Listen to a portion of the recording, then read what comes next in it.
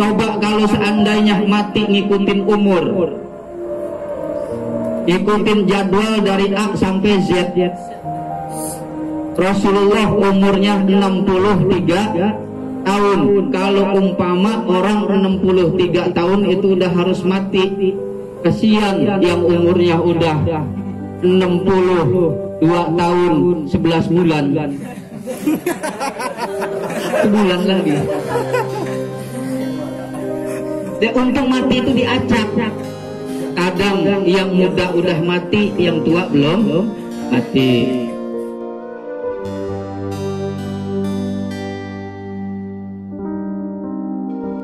Bapak dan saudara yang dimuliakan oleh Allah, kehidupan dunia ini hanyalah merupakan sebuah persinggahan sementara. Hanya kehidupan yang sebentar, di mana sebelumnya kita berada di alam rahim. 9 bulan 10 hari kita berada di dalam perut ibu kita yang disebut dengan alam rahim. Ketika manusia masih berada di alam arwah, telah mengadakan perjanjian dengan Allah Subhanahu wa ta'ala. Masuklah kita ke alam rahim selama 9 bulan 10 hari dalam kandungan ibu kita.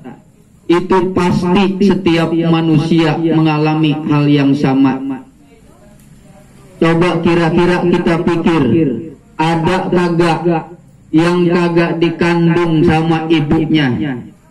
Semua kita pasti berada di alam rahim selama 9 bulan 10 hari dalam perut ibu kita sebelum kita keluar ke alam dunia ini. Ada katanya di Karanggetak mah yang kagak dikandung lagi sama emaknya, berarti keluar dari batu belah kali itu bocah, atau keluar dari anak pisang. Kita semua pasti mengalami alam rahim.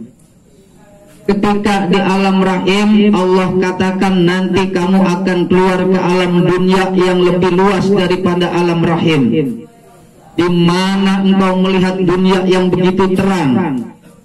Kitanya masih ada di dalam perut. Begitu keluar ke alam dunia, kita ngelihat dunia ini lebih lega daripada perut emak kita. Betul. Dunia ini lebih terang daripada perut emak kita. Perut emak kita mah sempit, gelap. Udah sempit ongkoh, gelap ongkoh. Paling kita bisa geser kanan, geser kiri. Udah begitu gelap, kagak ada lobang, kagak ada pintu, kagak ada jendela. Ada lobang satu-satunya. Itu kadang-kadang berebut sama bapaknya bocah. Iya. Baru mau ngimpok, ditutup lagi. Begitu keluar ke alam dunia ini, baru kita percaya bahwa dunia ini begitu lega. Begitu juga dengan alam kubur. Alam kubur itu disebut dengan alam barzah. Alam barzah itu akan lebih luas daripada alam dunia ini. Bagi siapa? Bagi orang yang beriman kepada Allah Subhanahu wa ta'ala.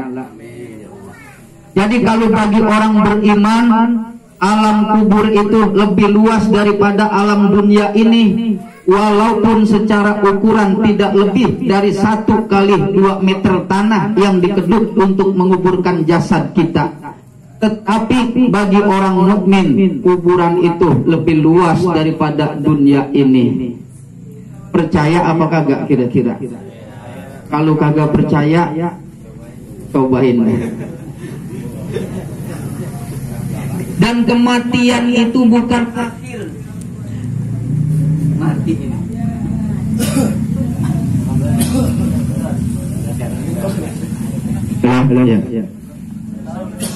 Dan kematian itu bukan akhir dari segalanya, Pak. Jadi bukan berarti kalau kita udah mati selesai urusan. Masih jauh, masih panjang perjalanan kita. Mati itu hanya merupakan sebuah pintu untuk masuk ke alam barzah atau yang disebut dengan alam kubur. Jadi kalau dari alam rahim kita pindah ke alam dunia ini disebutnya lahir. Kalau kata orang sini beranak. Beranak itu pintu supaya pindah dari alam rahim ke alam dunia. Begitu juga yang namanya mati. Mati itu hanya perpindahan dari alam dunia ini kepada alam barzah atau alam kubur.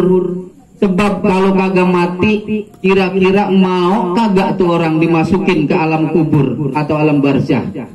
Orang masih sehat, kita rejeng. Udah lu masuk alam barzah, mau apa kagak kira-kira? Lah kagak, ngelawan bisa. Lah iya. Makanya harus mati dulu. Mati itu adalah merupakan suatu pintu untuk masuk ke alam barzah. Al-mautu babun wa kullun nasi dakhiluh. Mati itu merupakan suatu pintu dan setiap manusia pasti akan mengalami yang namanya kematian. Kagak pandang kaya, kagak pandang miskin, kagak pandang pejabat ataupun rakyat, kagak pandang dia orang yang sehat atau yang sakit, yang gemuk atau yang kurus, yang kaya mati, yang miskin mati, yang sehat mati, yang sakit mati, yang gemuk mati, yang kurus pejabat mati, rakyat mati. Jadi semua pasti mati. Cuma kalau kita pilih, mendingan yang kaya dulu yang mati apa yang miskin? Kira-kira yang kaya dulu. Waduh, yang miskin belakangan gitu. Biar gantian. Mendingan yang gemuk dulu apa yang kurus? Coba.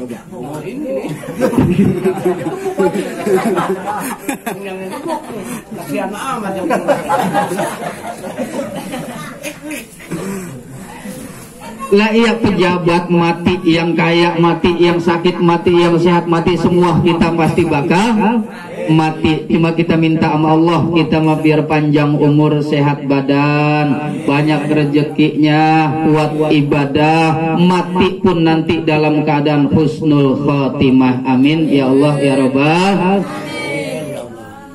Mayit yang berada di dalam kubur digambarkan oleh Rasulullah itu laksana orang yang lagi kelelep, orang yang lagi tenggelam. Kata Rasulullah, mal mayyitu fil qabri ila kal gharikil mugawis. Tidak ada mayit di dalam kubur kecuali laksana orang yang lagi kelelep. Setiap saat dia minta tolong, minta bantuan dari kita yang masih hidup, dari anaknya, saudaranya, tetangganya, dari orang yang dia kenal. Kalau orang lagi kagak punya duit, dikirimin duit segepok, senang apa kagak? Senang ya. Kita lagi kagak punya duit nih, ada yang ngirimin segepok itu duit, senang apa kagak? Senang, girang banget pasti kan? Begitu juga dengan mayit yang berada di dalam kubur. Ketika mendapatkan kiriman doa pahala dari apa yang kita bacakan, dia senang, dia gembira. Cuma beda kalau orang mati sama yang masih hidup. Kalau kita yang masih hidup nih butuh dikirimnya duit lagi. Tapi kalau yang udah mati kagak butuh duit, butuhnya dia kiriman doa dari kita. Jangan orang yang udah mati, orang yang masih hidup lagi kelelep, kira-kira dia lagi cengap-cengap, kita megang dua barang, sebelah kanan kita duit segepok, sebelah kiri kita ban butut. Kira-kira dia pilih yang mana? Dia pilih ban butut. Kenapa? Ban butut ini dapat menyelamatkan dia. Dia lagi cengap-cengap, kita kasih duit segepok, kagak senang, kagak girang. Kenapa? Buat apa duit segepok kalau dia tetap mati?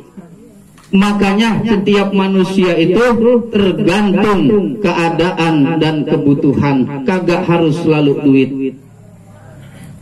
Kadang kita salah mengartikan. Kenapa kuburan mak lo dikoret tiap hari, di keramik, katanya sayang banget sama orang tua. Kasihan sama orang tua kuburannya di keramik. Jangankan keramik, di marmer, di granit yang paling mahal sekalipun kagak bisa menolong terhadap ahli kubur. Yang bisa menolong adalah doa dari kita. Tanda sayang kita itu bukan berarti kuburannya di keramik, di marmer, di granit. Kagak ada manfaatnya. Yang bermanfaat bagi mayit adalah doa dari kita yang masih hidup. Dan namanya kematian itu rahasia Allah. Kita kagak ada yang tahu. Bisa yang tua duluan, yang muda belakangan. Bisa juga yang muda duluan, yang tua belakangan. Itu rahasia. Coba kalau seandainya mati ngikutin umur, ikutin jadwal dari A sampai Z. Rasulullah umurnya 63 tahun. Kalau umpama orang 63 tahun itu udah harus mati, kasihan yang umurnya udah 62 tahun 11 bulan. Sebulan lagi. Untung mati itu diacak. Kadang yang muda udah mati, yang tua belum mati. Makanya diacak. Jadi akhirnya kita kagak tahu. Kalau kagak diacak mah udah tadi yang umurnya 62 bulan. Apa? 62 tahun 11 bulan dia udah mikir udah. Ya pasti begitu. Untung diacak. Jadi kagak ada yang tahu. Itu rahasia Allah. Kayak kalau lebih dari umur 63 tahun berarti alhamdulillah itu udah bonus bagi kita. Rasulullah umurnya 63 tahun. Jadi masalah kematian kita boleh berduka, boleh bersedih, tetapi sedihnya kita, berdukanya kita jangan sampai membuat kita menjadi lupa dengan apa yang telah Allah katakan, bahwa setiap manusia pasti akan mengalami kematian. Kenapa? Takutnya nanti kita termasuk ke dalam golongan manusia yang tidak terima dengan takdir Allah. Kagak apa-apa, kagak masalah. Jangankan kita manusia biasa, jangankan kita hanya sekedar manusia yang kelasnya manusia biasa. Rasulullah yang kelasnya adalah Sayyidul Anbiya wal Mursalin, pemimpin para nabi, pemimpin para rasul, Sayyidul Awwalin wal Akhirin, Khatamin Nabiyyin. Beliau pun wafat. Bahkan ketika Rasulullah Shallallahu Alaihi Wasallam wafat, Sayyidina Umar bin Khattab tidak percaya dengan wafatnya Rasulullah. Tuh Sayyidina Umar kagak percaya kalau Rasulullah wafat. Ketika mendengar wafat Rasulullah, kota Madinah dirundung dengan kesedihan. Umar bin Khattab bawa pedang. Apa kata Umar bin Khattab? Man qala inna Muhammadan qad mata la ufarriqu unuqahu bisayfi. Siapa yang ngomong kalau Muhammad telah mati, maka akan aku tebas batang lehernya dengan pedangku. Kenapa? Karena kagak percaya masa Rasulullah sampai mati. Itu adalah ketentuan Allah, setiap manusia pasti mati.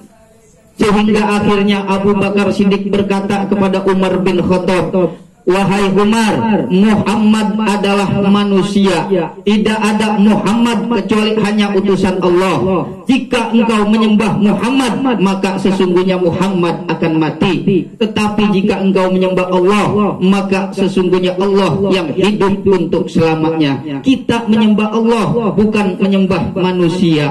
Makanya walaupun itu Nabi yang paling mulia, tetap mati. Apalagi cuma kita mah pegawai bukan, ya belurah. RT ge bukan, kita mah lurah ge sama bakalnya mati. Percaya kagak?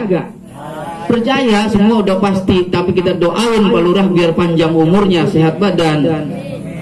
Jadi jangan takut dengan namanya kematian, karena itu adalah hal yang pasti. Yang terpenting kita yang masih hidup, jadikanlah kematian itu sebagai nasihat bagi kita. Kafa bil mauti wa'idha, cukuplah kematian itu sebagai nasihat bagi kita. Kalau hari ini kita tahlil di tempat orang, bisa saja nanti orang tahlil di tempat kita. Kalau hari ini kita menyaksikan kematian saudara kita, bisa saja di lain waktu kita yang akan disaksikan oleh saudara-saudara kita. Maka dengan adanya kematian yang bisa terlihat oleh mata kita, jadi contoh sebagai suatu bukti bahwa ini adalah hal yang pasti yang akan dialami oleh setiap manusia. Mudah-mudahan apa yang saya sampaikan ada manfaatnya. Mudah-mudahan kita semua diberikan kesehatan oleh Allah Subhanahu wa taala.